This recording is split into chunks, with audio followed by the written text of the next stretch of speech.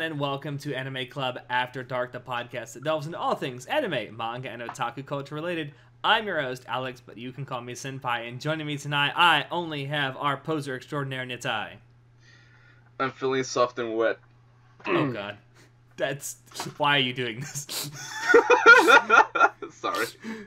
So, we have a little bit of a special episode to do tonight. It's actually going to be the first part of a two-part series that we're going to do about JoJo's Bizarre Adventure. Because you can't do a JoJo episode without doing it in several parts, you know?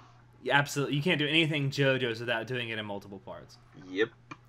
But yeah, that's what we're going to talk about. And this particular episode, all we're going to be talking about is the anime adaptations of JoJo's Bizarre Adventure. The second part of this will be talking specifically about the manga.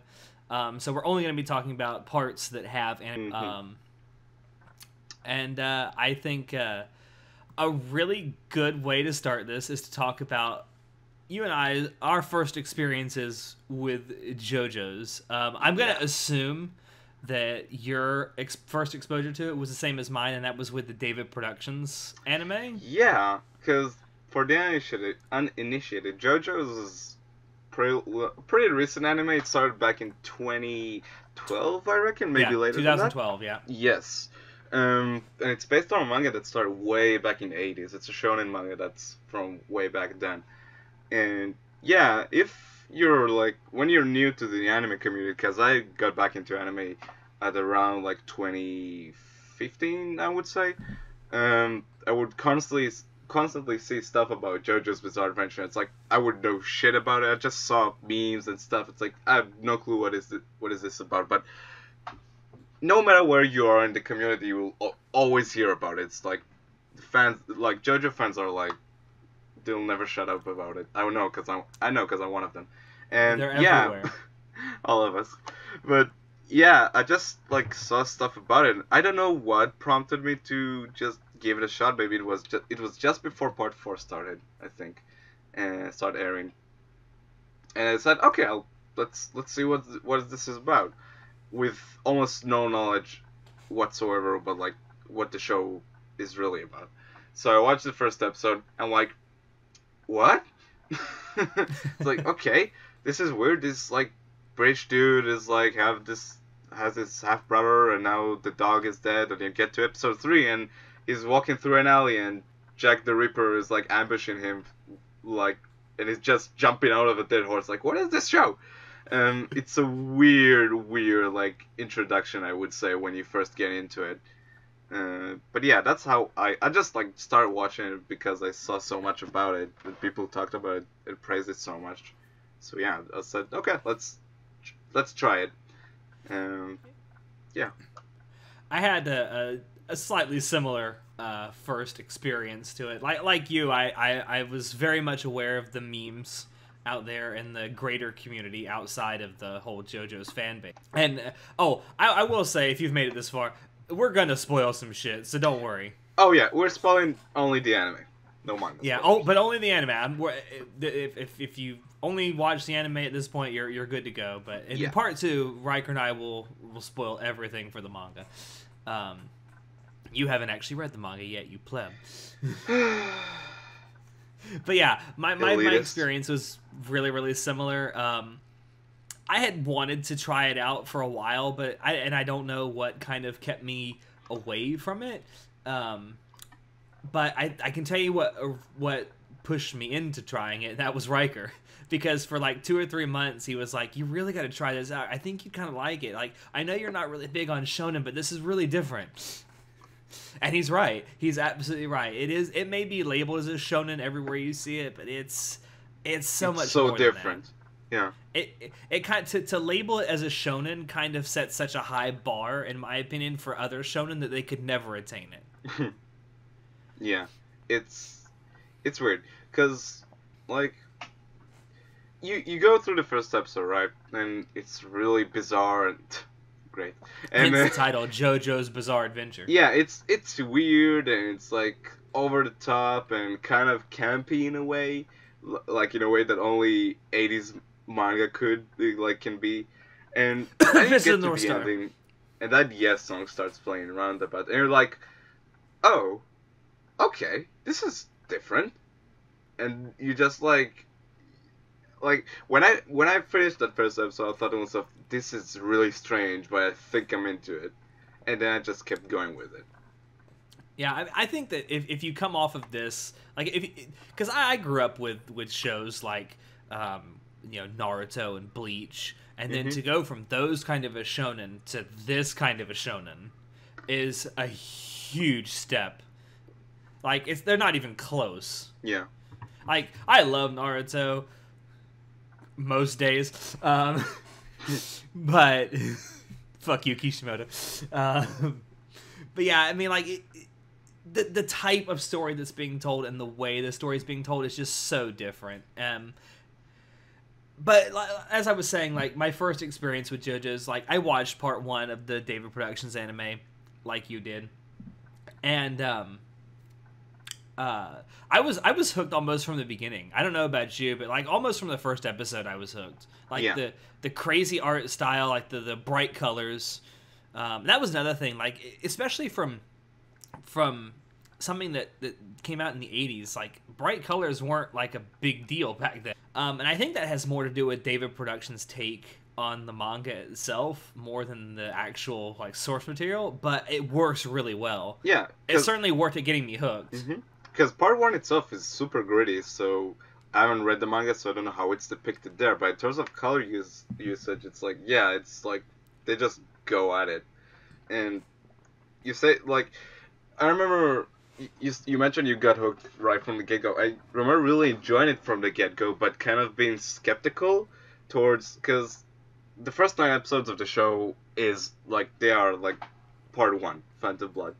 And let's just say Phantom Blood has a really strong start and a really good ending, but there's a middle section there of about 3 to 4 episodes, which is kind of and I was super worried about that part. But when I reached the end of Phantom Blood and then the beginning of part 2, Battle Tennessee, that's when I was like, yeah, I'm a fan of this show. I'm really into it. And then part 2, when I finished watching it, just on its own got me to like, yeah, I'm loving this show. It's awesome. Yeah.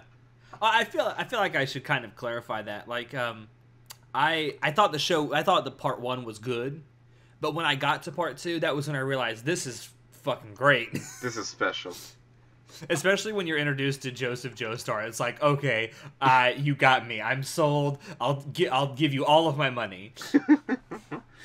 Proceeds to buy 5 body pills of Joseph. Absolutely. Yeah, I wouldn't say that there was a particular moment that hooked me in part 1. Part 1 is kind of like, I loved it a lot, and looking back on it, I think it doesn't get as much respect as I think it deserves, even within the community, for setting up the world itself, and for setting up the kind of structure of the stories that follow. But the more like I get exposed to JoJo, and at this point, like, I've seen all of the anime. Well, except for the original 90s, even the people that made them would like to forget about them. And I've read all of the manga, and I have to say, where was I going with this? You're talking about how part 1 doesn't get enough flack. Oh, I have the more I've gotten into it, and the more I've read and watched, the more I respect what part 1 was able to do in just 9 episodes. Yeah. I think that there's very few anime that could do what part 1 did in that short amount of time. Yeah.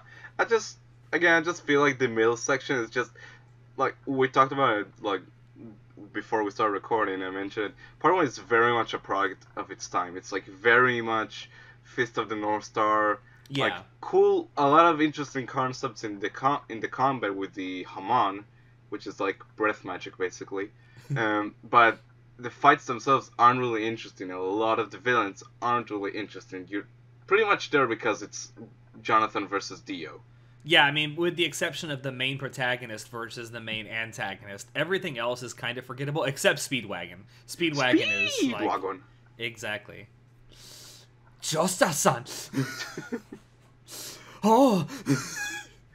Just getting an orgasm whenever Jonathan does something. It's like, whoa! But yeah, it doesn't get enough respect, and it should. It should get more respect than it does. Yeah. Especially for as well as it sets up Dio for how he's. Yeah, but I think it's also because part 2 is just so legendary compared Oh to yeah, part 1. I mean part 1 or part 2 completely blows everything about part 1 out of the water. At least in my opinion, it does. Yeah. But yeah, I would say that going back to the moment that hooked us, part 1 drew me in. Part 2 is what hooked me. Yeah. I think that's. And the same for a I lot think of if you people. ask a lot of JoJo's fans in the West, particularly like in North America, I bet they'd say the same. Yeah. Because Everyone has their favorite JoJo and their favorite part, but I think that if you ask a lot of people who started with the anime, Yeah. and just started with the anime, what the part that hooked them was, it was probably meeting Joseph. Fucking shooting a cup with a Coke. I Nice. know, right? But he has the Joestar secret technique. Nigarundayo! Smokey! Oh man, that scene was great. Yeah. But you mentioned Roundabout. Do you want to talk for just a minute about like the unique way that they handle EDs in JoJo's? Yeah, sure. Let's jump right into it. Cause, Well, I will say certainly unique for anime. yeah, because the 80s in JoJo are like Western songs. Like you got Roundabout for the first 2 parts. Parts 1 and 2. Yeah, for the first half of Star Crusaders, you have Walk Like an Egyptian, which is a terrific song. And then for the second half of part 3, you got Last Train Home by Pat Metheny, which another great choice. So then for part 4, you have I Want You by Savage Garden, one of my favorite songs of the 90s. It's so good. Now, for what I've heard, they picked songs sort of based on like music Araki listened to while he wrote certain parts, which is kind of cool. But I know it's like, interestingly, I can't think of other anime that uses like Western music aside from like Evangelion with Fly Me to. It's like I can only, besides that, Evangelion, which is a really pretty famous use of a Western song. There have been other Western songs that have appeared in some capacity within anime, whether they're mentioned or whatever. The only other Western song I can think of besides Fly Me to the original Neon Genesis Evangelion in the 90s is a show called Eden of the East, which uses an Oasis song as its OP, which that was like the an Oasis original song for the Oasis song Falling Down, which was actually not, it was created for the anime specifically. Yeah. Not a lot of people know that. It's interesting when you think about it. The lead singer of Oasis is a huge weeb.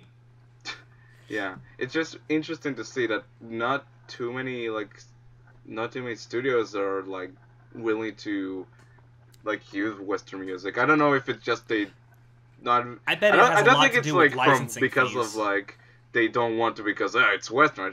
I don't know. Maybe it just doesn't suit most of the products they do. No, I think it has a lot to do with licensing fees. Mm. It's probably a lot cheaper to license Japanese. Yeah. Especially when you can get the voice actors to sing the songs for you. I don't know, man. I'm a sucker for EDs that are sung by the voice actors. Yeah, I mean, let's not do that for JoJo's. I don't want. I want to hear Dio say a lot of things. I don't want to hear Dio sing. Listen, there's just look it up. There's so the voice actor of Jotaro from part 3. Daisuke Ono. There's a video of him singing "Stand Proud" on YouTube. Go look that up. It's incredible. It will make your day. It certainly made my day once. When I watched that, it seems like he's kind of stoned. I don't know, but it's the funniest shit ever. Go look that up. Well, since we've talked about the EDs, which is definitely one of the most unique things about JoJo's, or one of the many unique things about JoJo's, should we talk about the OPs as well? Yes, yes. Some of the best OPs in anime ever. Yes.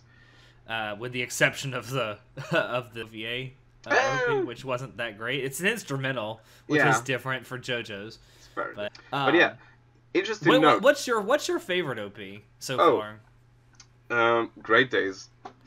Yeah, I mean, I was gonna say that's pretty much my favorite too. If I had to pick, and it's a really close second, it's the first OP from part 1, the Sonochino Sadame. Sonochino Sadame. Joe. Uh, I so can't hold the note as long as Tommy. yeah, Tommy is like, God bless him.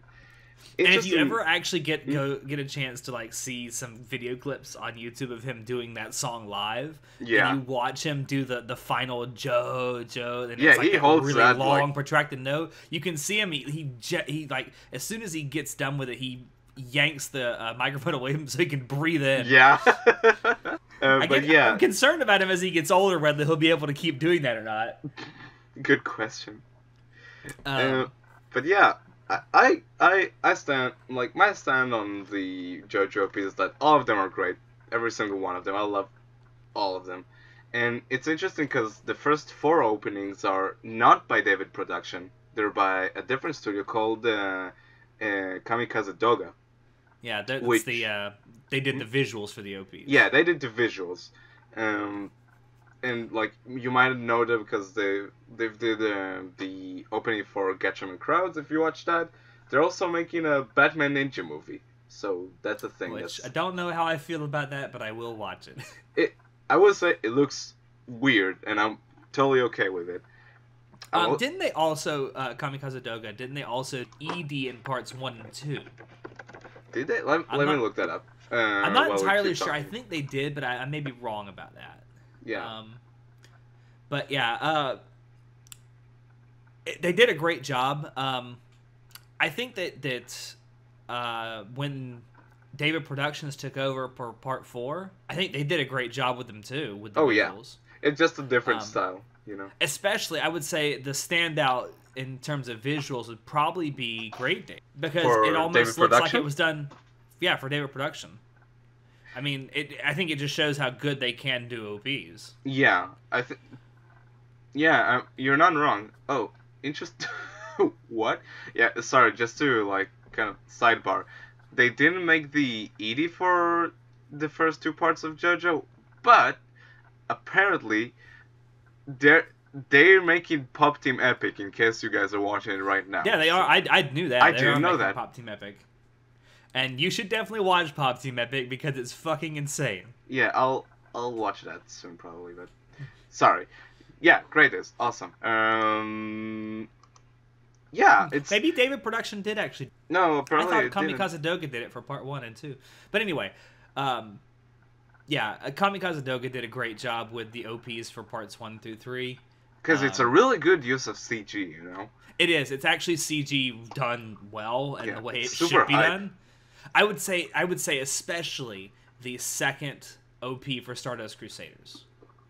Oh, that one's special because what they did with that with End of the World is they've actually brought back every single like singer that or artist that appeared in JoJo and just brought them all together to write and sing this one song together, and it's so hype because it's both like it's not only like a because you know part 3 is considered like legendary in terms of when it came out as a manga because it changed Especially in Japan. Yeah, and we'll talk about that like probably soon. What it did that was so different. But not only was part 3 like the anime a culmination of years of people just hyping the show up and waiting for that one part to like be like adapted. It's also like a culmination of 3 awesome OPs that like now with this fourth one is like just it's one of the best ones ever. It's so good. Yep. And then you know the special version of it, which is incredible. Which that's also kind of become a thing with JoJo OPs.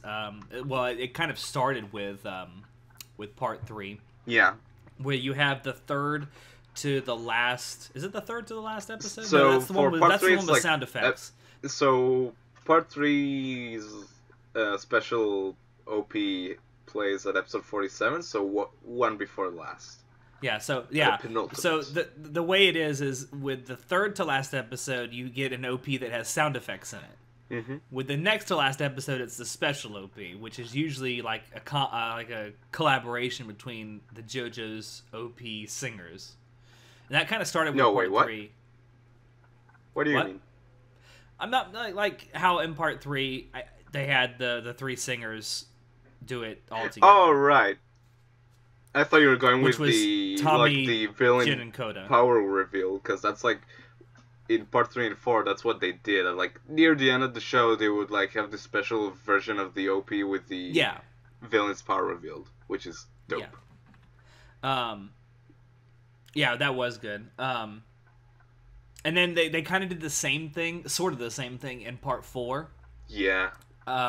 With the Great Days, OP. Yeah. And then at the end of all of the singers come back. Yeah, at the ending of like the show, like the final minutes of the show, they play Great Days, but it's every single artist that appeared in. It's also, if you pay attention, it's slightly altered instrumentals as well. Yeah. That's just to compensate the additional singers. And I was thinking about that. Like, if we ever get to the point where we get, like, Part 8 animated... All of them just show up. That's in a manga right now. There's going to be a fucking choir singing the entire OP for, like, the last episode. Just a choir. I want to see that. Just a huge choir of singers. That's what it's going to be. Listen, if Mob Psycho 100 got a mob choir, we should get a JoJo choir. I'm just saying, you know... I want to see. You're gonna have like a song that has a dozen or more lead singers. It's like, holy shit, man. I mean, it'd probably be great. Oh, it's gonna be great. I actually think this is a good transition to talk about, since we're talking about OP and ED music. Should we talk about how the show is peppered with musical references? Yeah, because music is a big part of JoJo. I mean, it is. Araki is like a real, how do you say it, Westaboo?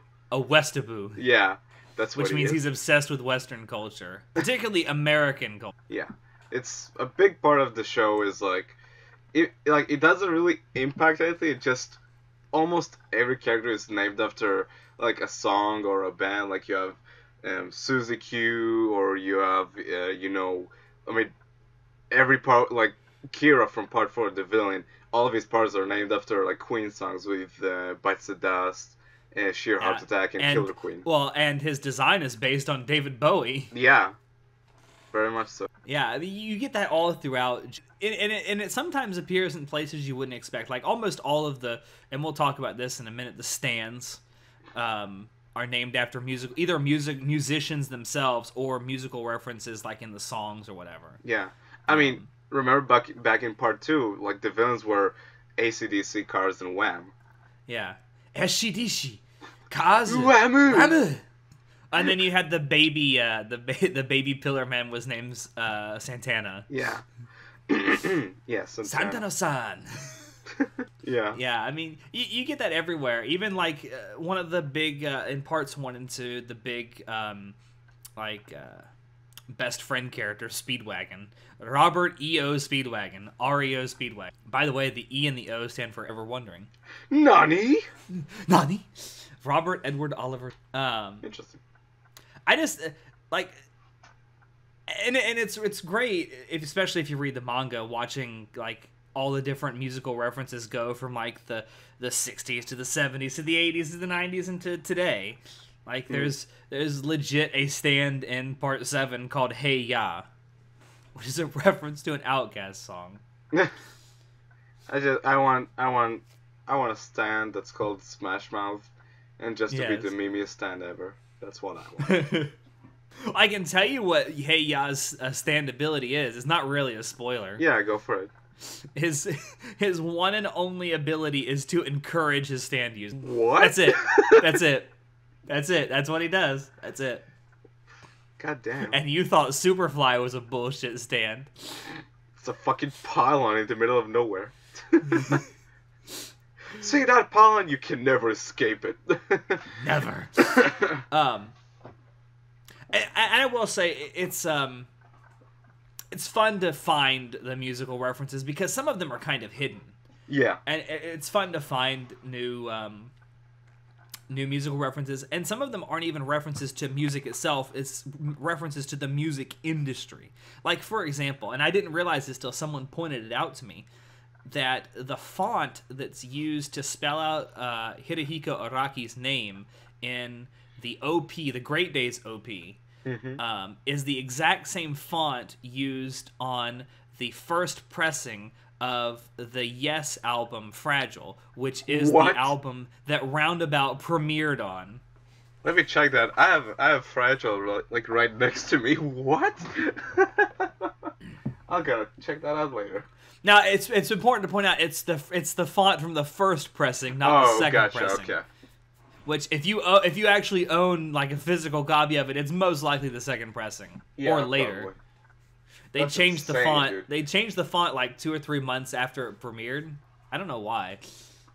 See, that's why David Production just absolutely adored him because the level of It's detail they've put into very little details like that. yeah, like going back to the OPs, like there's a moment in the DO version of the fourth OP, there's like when he stops time, it's like I think it's exactly 9 seconds or something like that, which is like at the time the amount of time it could freeze time. And it's like it's so all of these small touches like everywhere. It's incredible.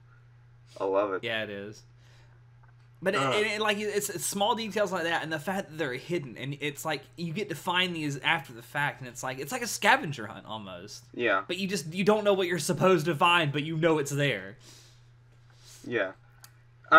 It's just awesome to see a studio put so much effort into making And love the product. Yeah, effort and love into their product. Excuse me. And then they make bullshit. No one asked for. Oh, what's that? A MacGuffin? What's a MacGuffin? Do you know what's a MacGuffin? Not being any kind of specific here, David Productions, but you know what I'm talking about. And I'm still gonna finish that show someday, just so you know. Just watch Captain Tsubasa when it comes out. It's gonna be a better show anyway. Yeah, Sakura Reason is not a good. Yeah. It just shows that even the mighty can do bad stuff. Yeah. And before we leave the topic of music in JoJo, I just want to add that there's so many, like the music of the show itself is great. If you want to go listen to something that's just awesome, go look up the main theme for Part 4.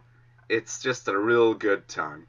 Just go do that and then listen to Kiro's theme because it's. I mean, if we're gonna talk about that for a second, just the OSTs in general are all really well done. Like just the in between music, not just the OPs and the EDs. Yeah, I don't know really good. Like I just got a chance to like rewatch some of JoJo again, and I feel like.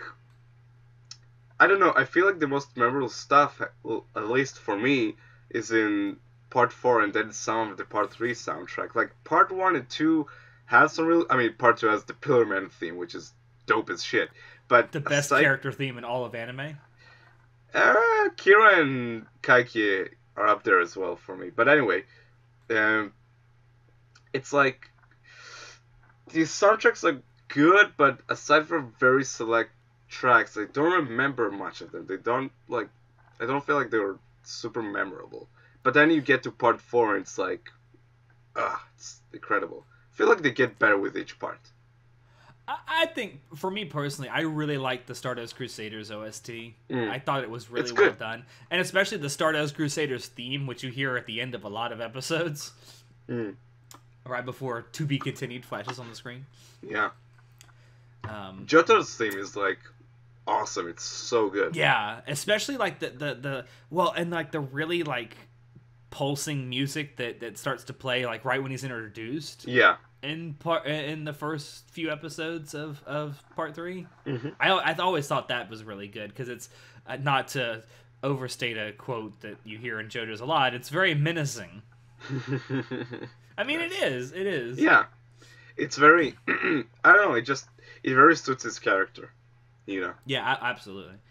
Well, shall we move on to talking about the big change that happened in Part 3? Yeah, so let's preface this by saying, so Parts 1 and 2, like the big supernatural combat thingy that differentiated from other manga at the time, was a thing called Hamon, which, as we mentioned, is breath magic. Pretty much, you use the breath to, like, manipulate a lot of stuff in, like, it. Pretty much, that's it. Like, it's a very shallow description of it, but yeah, the gist of it, it's like, it's breath magic to manipulate matter around you and stuff. Honestly, what it's like is like the magic in Harry Potter, except without wands. I don't know. Hamon always felt to me like it's like Araki would always try to back up his like fights and stuff with actual like scientific like what's the word I'm looking for, like he would actually inject some science into it. Especially in part 2 where we get to the crazier stuff. Emphasis on try. Yeah, but you get to the final fight of part 2 with cars is, by the way, it's awesome. And you get so many parts of I manipulated that in my skin so it wouldn't be affected by that lava because it had that layer of bubbles and that shit. It's I love that. Yep. It's it doesn't make any sense, but it still tries to, and I love it. But yeah, so you had that combat system for the first 2 parts, and then in part 1 it was very surface level. It wasn't that interesting, but it did the job, I guess. And then in part 2, Araki really took the concept of Mana, just went all out with it. And by the time you reached that final encounter with cars, it felt like sort of everything that Araki could have done with Haman, he already did. So, and now I would love to look up some interviews with him about it. But anyway, between part 2 and 3, I guess he wanted to change something. And he came up with the idea of stands, which, if you played Persona, it's very much like that. It's like a spirit manifestation of your soul or whatever that fights other spirits. And it's really cool. Now, in part 3, that's when they introduced stands. And that's why part 3 is considered such a legendary part. Because it changed everything about the show. It took the show in a completely different direction, but still it was still good. It was even better. And I think when you try to sell people on the concept of stands, I always like to go back to the idea of, hey, this is my useless power, now see how I'm going to just destroy your life with it. And I think in part 3 it's a really good starting point for that. But when you get to part 4, that's, at least for me, that's when the stand combat really shine. Yeah, that's actually a really good explanation, and I completely agree. Well, you did a really good job. Yeah, I think that I agree that when he got done with part 2, it's I really can't go any further. I've done everything I can. How do I do this? Yeah. And he came up with stands, and he made it as ridiculous as possible, and made it even better, in my opinion. Yeah. Cause it's so, I think that there was this very lame and half-hearted attempt in part 3, and I don't really think it was gotten into as much in the anime as it was in the manga, and it's not even gone into that much in the manga.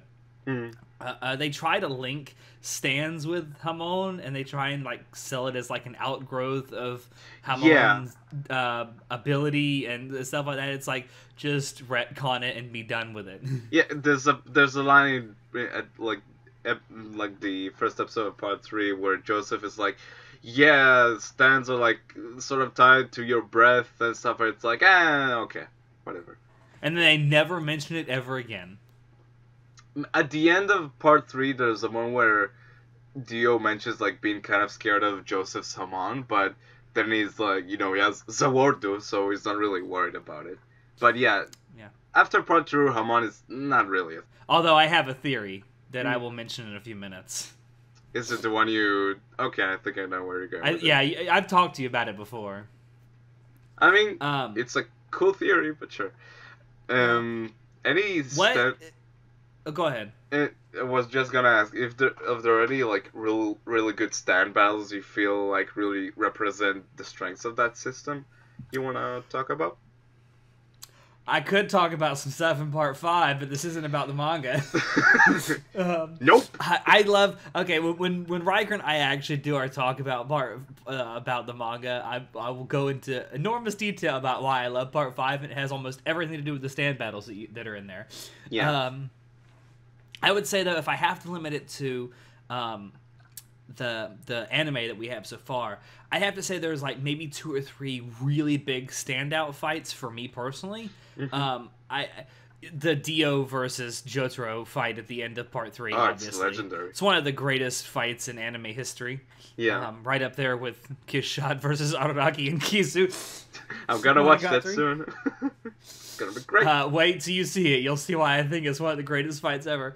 The Kira fight at the end of part 4. is really, really good, and mostly because it's played out almost entirely due to strategy instead of them trying to outdo each other. And then if I had to pick like a main villain fight that I really, really loved, there's so many in part 3 to choose.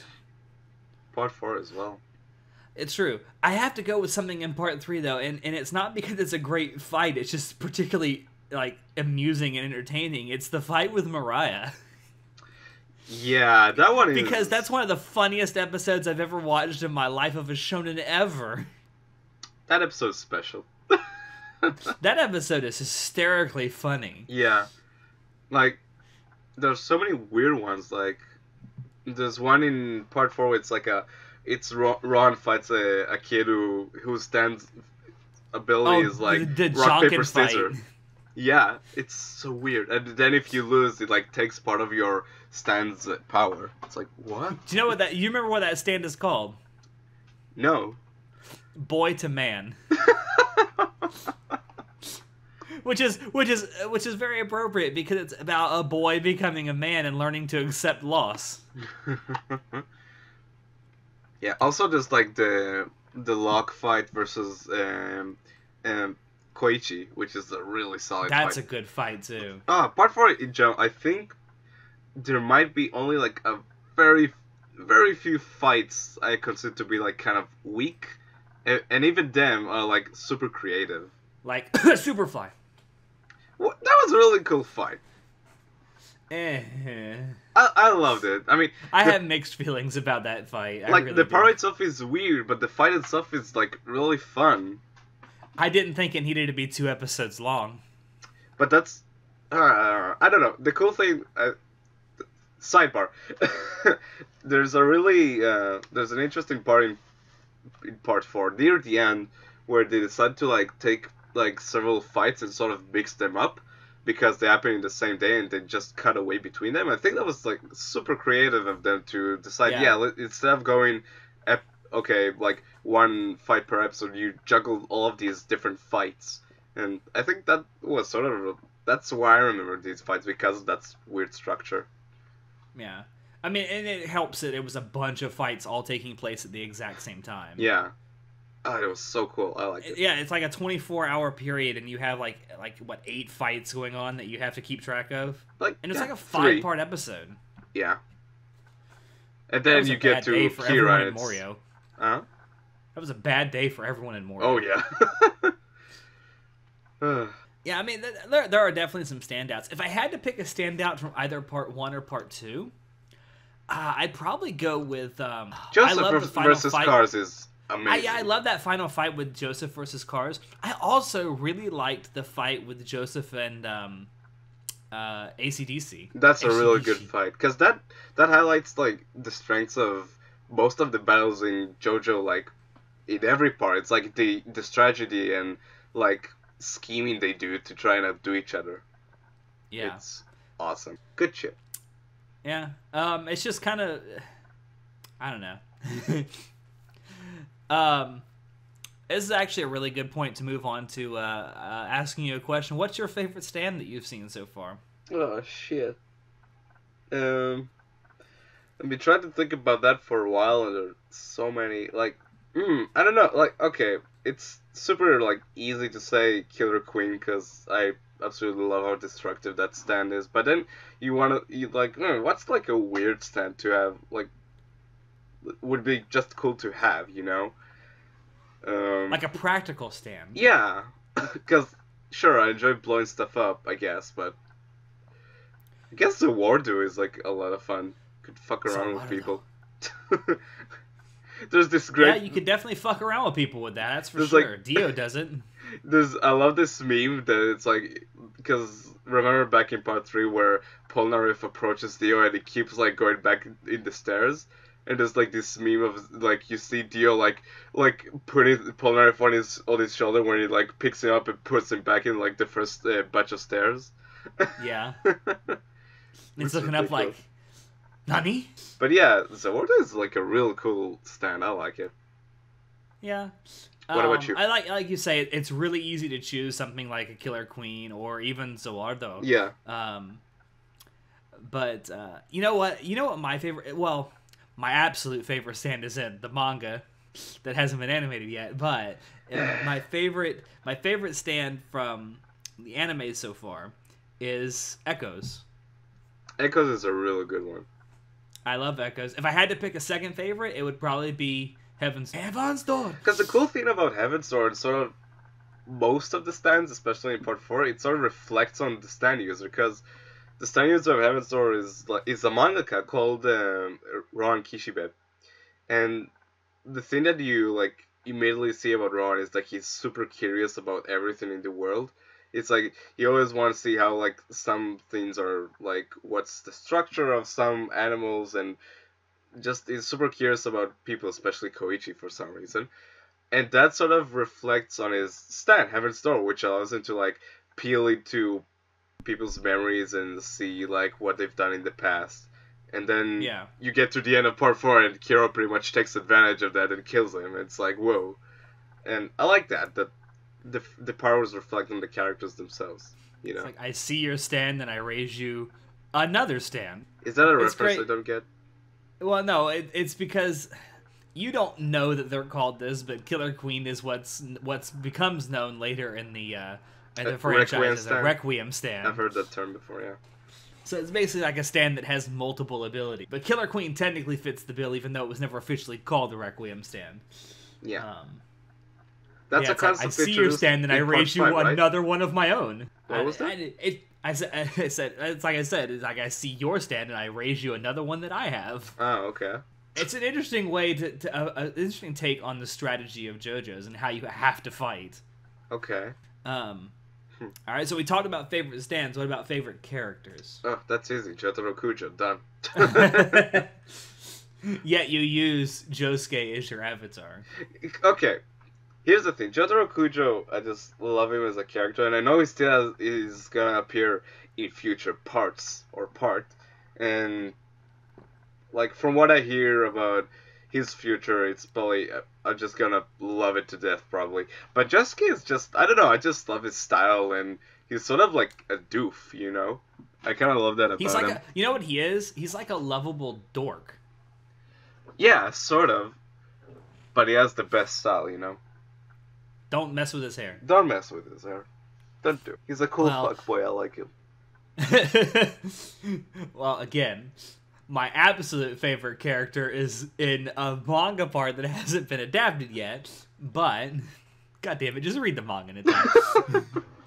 No. But in the anime, I have a couple of characters that I would consider favorites. My favorite JoJo in the manga is probably my favorite non-JoJo character is kind of tough because I'm really tempted to say Rohan, but I also want to say Speedwagon. Speedwagon, I started to appreciate him only as a meme. But let's be real, it's not really. I will say this: I appreciated Speedwagon more when he wasn't around. I realized how much he kind of added to, the comedy of JoJo's. I guess Siri's scream is just the funniest shit ever, but I guess. I don't know. I don't know. It's great. It's great that we have his legacy in the show, even if we don't have any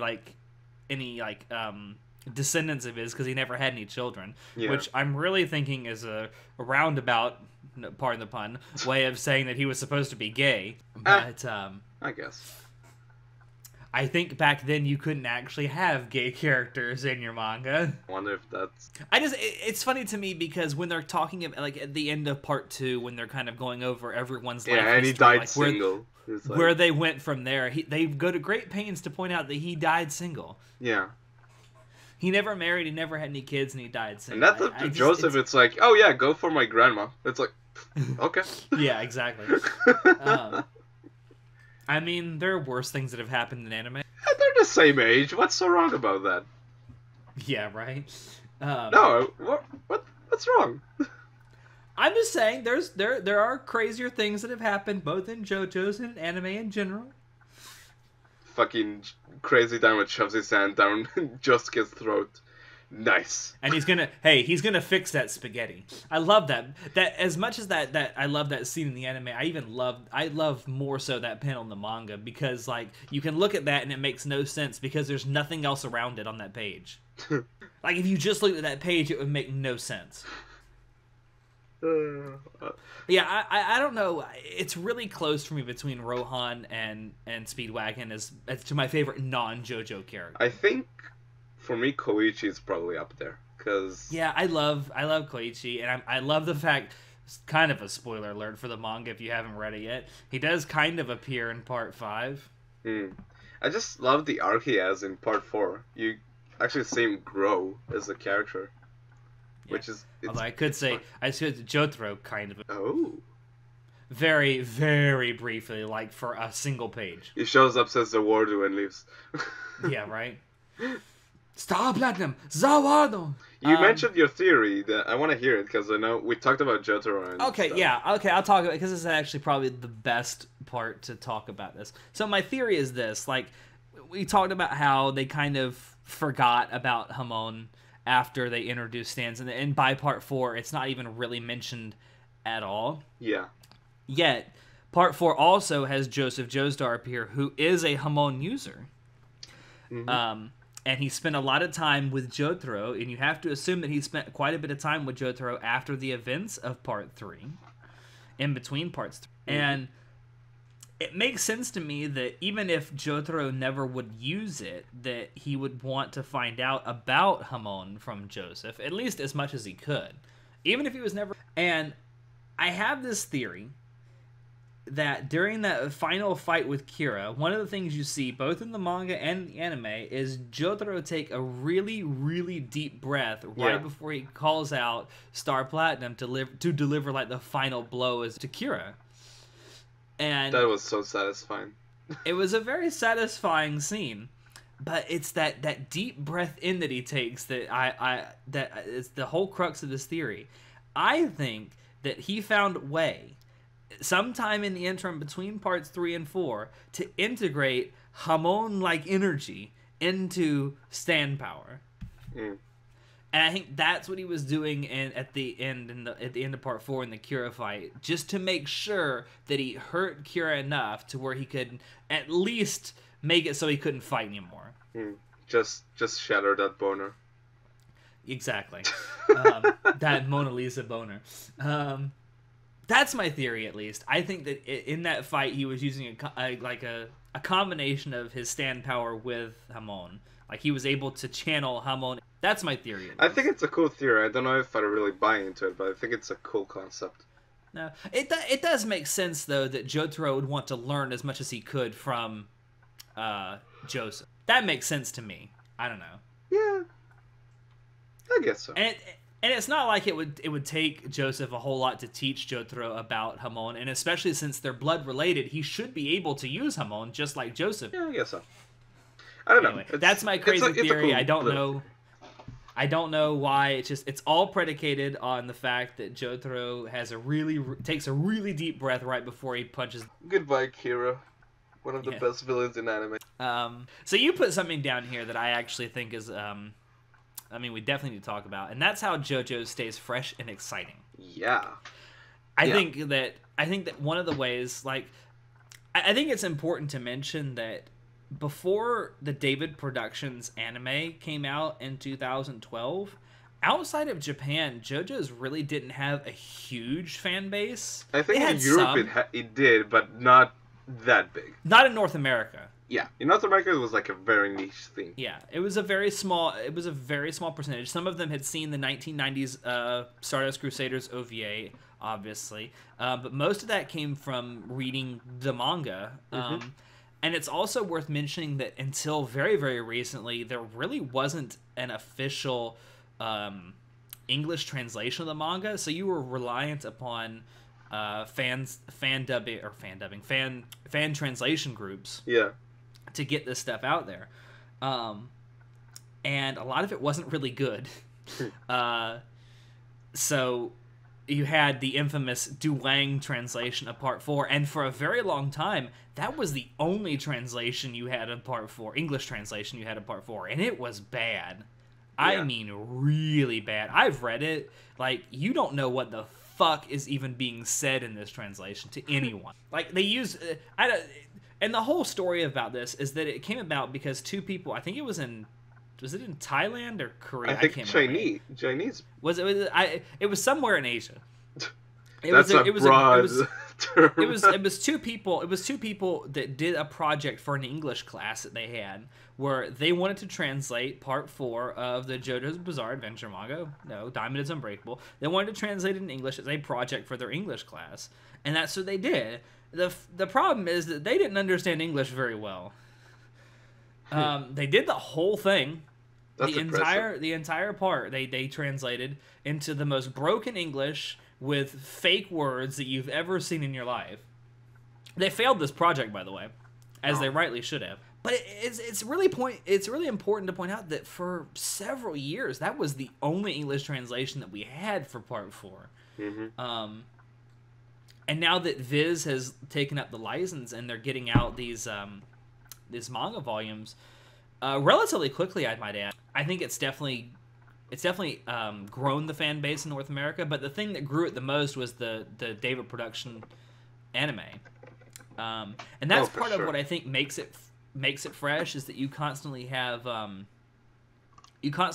this new source of content that's been coming out for JoJo's since 2012, and it's getting not only people who have been longtime fans of JoJo's, into it. It's getting people who were either leery, like me, about getting into it, or people who have wanted, like a really good shonen to get into. It's given them something to get into, and a lot of people have kind of embraced it. Yeah, I think it's also just like really special. There's something really special about the show, and like in a more practical sense, why it's still like, even like you've read the manga, so you would know why it's still that good even 8 parts later.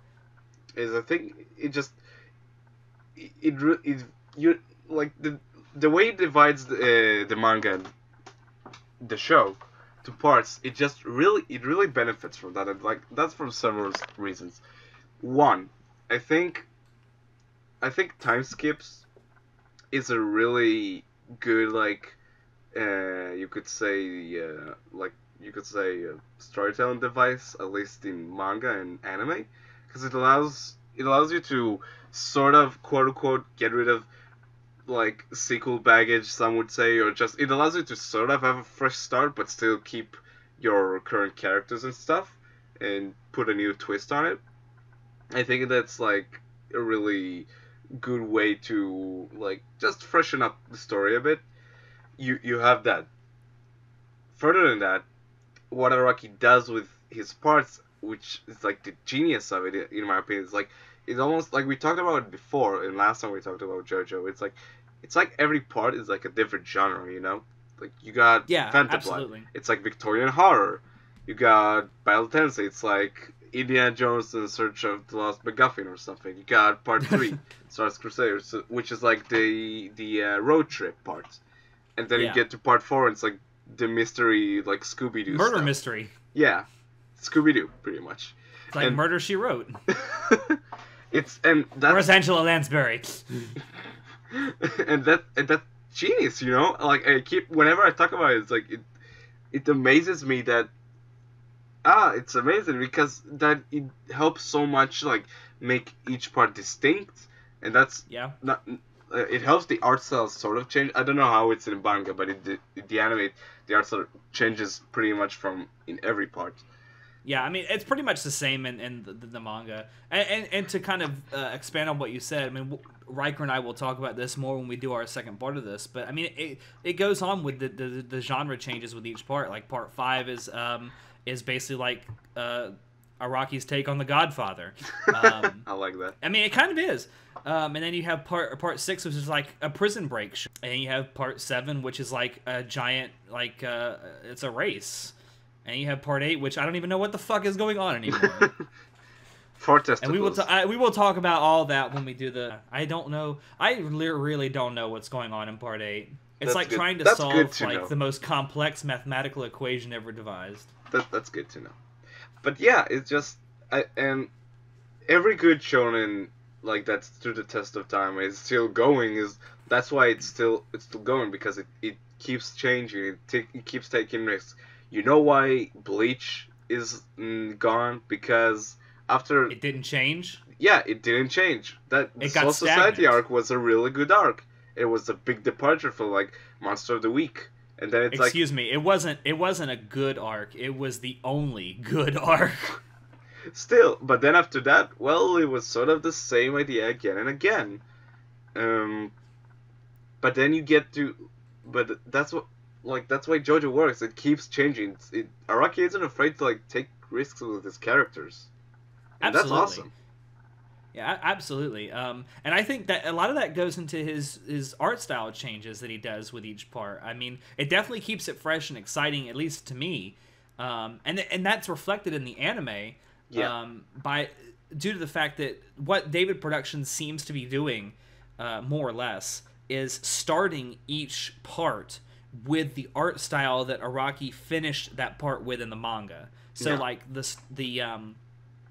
for part 4 in particular is where you see this probably the most in the anime. David Productions started that part with the art style that he had for the final chapter of that part in the manga. Yeah. Which is why there's such a huge difference Yeah. in the way the characters look in parts. And like you have, and it's kind of it's definitely progressed over time to where you started out in parts 1 and 2 in particular with these big beefy like shonen like stereotypical shonen protagonists of the 80s and early 90s. Yeah, Kenshiro from Fist of the North Star, or even you can go into Dragon Ball and say it was a lot like that too. And it's just your big beefy musclehead main characters, and that's what it was about. And then now it's kind of evolved into like the most Bishi characters you've ever seen in your life. There's some good-looking men in JoJo's. I'm just saying. Yeah, the character design in JoJo is great, but that's a whole other topic. Yeah, I mean, but that's a way it stays fresh. I mean, it's like you say, he's not afraid to change it up, and I think that there's more than a few mangaka out there that are kind of afraid to change up what they've done too much. I would say that the only thing I can think of that's been almost as long running, not quite as long running, but has been really long running that hasn't really changed that much, especially in terms of style.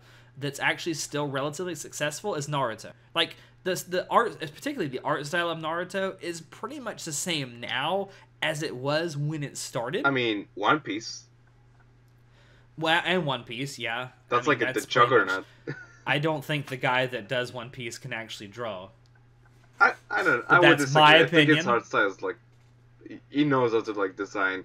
I would disagree. with you on that. But you know what I mean. Like Yeah. it's a very rare thing where you see something last as long as JoJo's has, or even as long as One Piece or Naruto has, where people still watch it and still tune in and read the manga every week or every month or whatever it may be, and it hasn't changed. Yeah. And I think a lot of that has to do not so much with the art style, but with the strength of the writing. And that also, with JoJo's, each part is written differently. And I think that's another way that it keeps people engaged, because you're not getting as fatigued with it as you would with something like Naruto. Like for me, I love Naruto. I loved it when I first read it and watched it. I still love Naruto now. I have not, and I probably won't, ever read or watch Boruto, because I have gotten so fatigued with Naruto. Like, I've watched Naruto. Naruto had a really good ending. I loved it. I was done with the story. I thought these characters wrapped up really well, and I didn't think they needed any more explanation or anything. I am fine with how it ended. I didn't need anything else. I don't know if when JoJo's ends, if I'll feel the same way.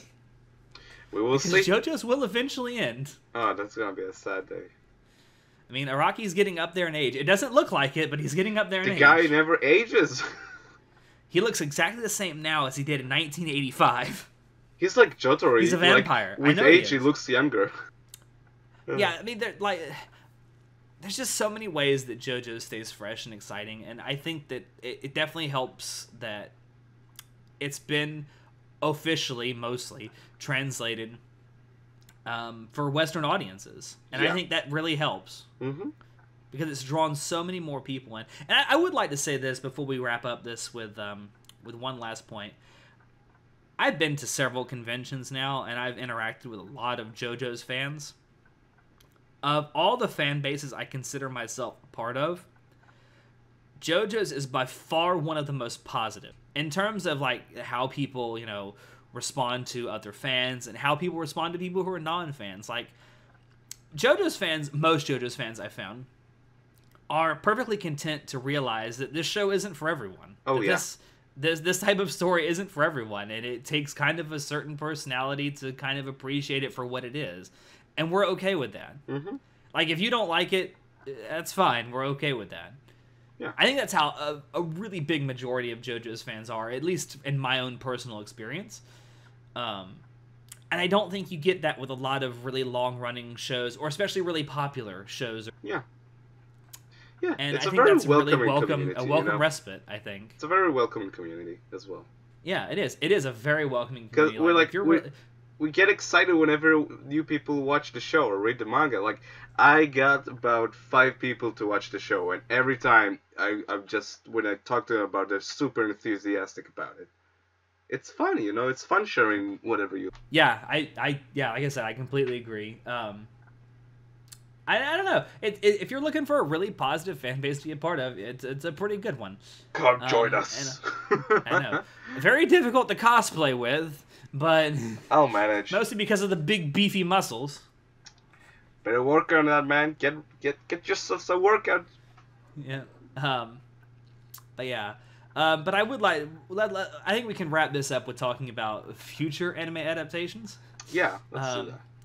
It's worth mentioning that there is a Rohan OVA that was released last year, 2017.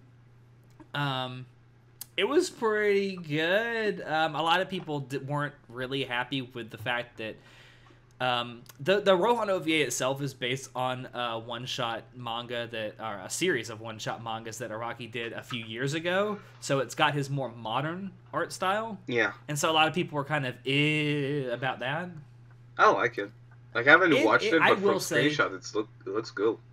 I will say it takes a little getting used to, especially when you see Koichi, who looks like a fucking baby, at the very end.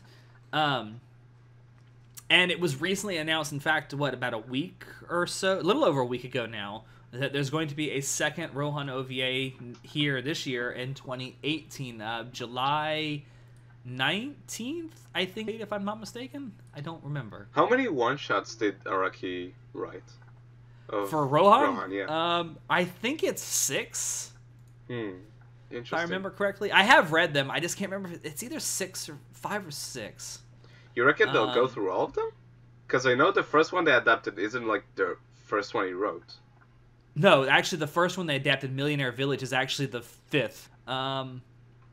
I honestly don't know. I wouldn't be surprised. I know Rohan's a pretty popular character. Oh, yeah. So I wouldn't be surprised if they did this. I don't know. I honestly don't know. Yeah, July 19th is when this is scheduled to be quote-unquote aired, even though it's an OVA. It's going to be bundled with a volume of the manga. I can't remember. The newest one. Yeah, sure. We'll go with that. You think so? I mean, we have that to look forward to. You've been saying for the last several months that we were going to get a JoJo's anime in 2018, and you weren't wrong. Fucking told you. I mean, it's not part 5, but it's not the it's not quite the part we were hoping for. Yeah. But should we talk about that for a second? Oh yeah, I'm pumped for part 5, and I don't think I'll be disappointed by it, even if I'll have to wait like another year. So like, I'm here's the thing, I want it now, but I'm also happy that they're not super like rushing it out the door, because they are working on it. I've like for the last year or so, the work confirmations like in tweets and stuff. It's like, yeah, we are working on it somewhat. So it's they're probably taking the time with like pre-production. Maybe. Hopefully. I really hope Part 5 gets an anime adaptation. I really, like I say, I hope, like you say, I hope they're just taking their time. They're going to do it justice. Not to spoil too much from the manga if you haven't read it yet, if you're just an anime only watcher. It's going to be the most technically difficult to animate part, I would say, based solely on the sheer amount of fights that it has. I would say it's also, in terms of length, almost as long as Stardust Crusaders. So I wouldn't be surprised if they divided it into 2 parts, like Stardust Crusaders was for the anime. It's also probably going to be the most heavily censored. A lot like, well, not really, but more so than any other part in particular. There's a lot of violence in part 5, and when I say violence, I mean ultra violence, like people getting stuff ripped out of their bodies. Nice. I'm ready. And, I'm ready, dude. Yeah, it gets pretty brutal. I wouldn't be surprised if it was very heavily censored if they made it, if they made an anime adaptation of it. I really hope we get a part 5 anime, simply because of all the parts of the manga. It has turned out to be my favorite. I know a lot of people would debate me on that, because a lot of people, the main JoJo part 5 is kind of boring. I don't know. I liked all of the, well, not all, but a vast majority of the characters in it. I like the stand battles, and it has Narancia in it, and God, Narancia's a teddy bear. He's so stupid, but I love him. Most of them are, to be frank. No, Narancia's a special kind of stupid. Fair enough. He is a very special kind of stupid. And then, of course, if we actually do get part 5, I mean, the obvious next logical question is, will we get a part 6, 7, and 8? I will say this, and I base this solely on the OP for part 1. That in the OP for part 1, you get to see a reverse timeline of the manga in the first few frames, and it starts with Jolene, who is the main JoJo of part 6, and ends with Jonathan. So it makes me wonder if the plan from the beginning was only to adapt the first 6 parts. I mean, here's the thing, all 6 of them are from the same bloodline, right? So maybe the same universe. Huh? The same universe, yes. Well, I guess, yeah. So maybe that's why only the 6 of them there. But we'll see. I like every part to be animated. Hopefully, here's the thing, it's a good way to make money, so yeah. I hope David Production keeps up with that. Yeah. Why and not? there's only one other thing I can think of besides any other of the Rohan one shots or whatever. And there's another one shot that Araki did called Dead Man's Questions. Again, not to spoil it too much, it's a one shot manga that revolves around Kira, and specifically events that happen around part 4 involving Kira. That's pretty much that's all I'll say about it. But it's a really interesting OVA. I highly recommend reading it, even if that's the only part of the manga you read, just because it's really well drawn, and it's an interesting story. It also kind of gives a lot more closure to Kira's character than you kind of get in part 4. But yeah, it's called Dead Man's Questions. Definitely check it out if you're inclined to read manga. But I would not mind if that got an OVA or something either. Sure, more Kira is always fun. Absolutely, more boners. Boners for everyone. Boners for days. For great days. But I mean, it's JoJo's, man. It's the anime. It's one of, if not the best anime to come out in the last decade, in my opinion. It's it's in my top 10. It's one of my favorite shows ever. It's just yeah, it's definitely in my top 10 too. It's such it's weird that so much time has passed that there's nothing like it. Yeah, absolutely. And it's very rare that we get something like it in the... Yeah. It's gonna be a sad day when it's done. Well, let me ask you. Let me wrap up with this question. Go for it. What do you think the ultimate legacy of the JoJo's anime specifically? Do you think it will be remembered in the same way that something like Ghost in the Shell is remembered today, or Akira, or I don't know what else. Evangelion. I think it will. I think it will, because what you got is first off, just a really solid show, in terms of direction, animation, editing, music, everything. It's just very solid. and beyond that, yeah, because when you think about it, JoJo also has like this big like cultural significance, because especially today, because what's something that's like a part of our everyday lives? Memes. And guess what? JoJo is a big meme machine, and I think it will be remembered fondly, and it will be like a big part of, yeah, JoJo's Bizarre Adventure. That was the shit. I think it will. It has Yeah. that quality. I think there's definitely a reason it's been going on for 30 years, 30 plus years now. Yep. So I think that a lot of people will look back on it. I think even people who never really kind of got on board with it while it was around, I think will eventually look back on it and say, yeah, this is an important thing for anime. Yeah. I remember watching part 4 when it aired weekly, and getting to the Bites the Dark arc, Bites the Dust arc, and you Bites the Dark. Listen, dude, it's 5 a.m. Give me some slack. Yeah, it's pretty early for you. Yeah.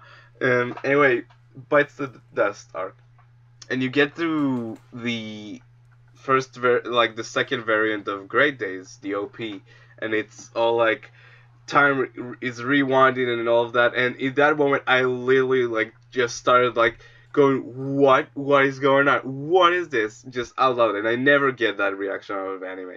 And in that moment, I was like, this show is like incredible. There's something just special about it. So much, and we already said that. So much effort and love and care was put into it. So much respect for the source material. It's so special, There's nothing quite like it, and I love it. It's amazing. I think that's a great place to end. Nani? What? Nani? Bakana! That's a better place. Not enough. Rora.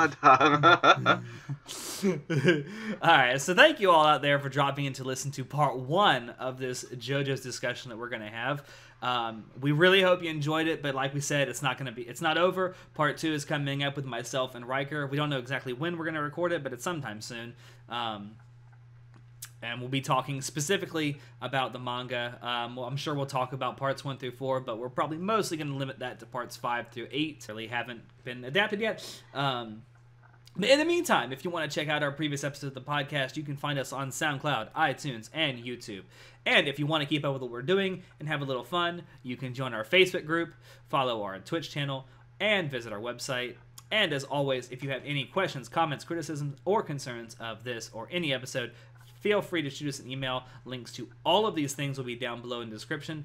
And lastly, I want to thank Natai for being here to join me tonight to just gush over one of our favorite things ever, JoJo's Bizarre Adventure. I can talk about it all day. And as always, I have been your host, Alex, and I will see you next time. Say goodnight, Natai. Goodbye, you fuckers. Breakdown, breakdown. Listen, breakdown, breakdown. Listen, breakdown, breakdown.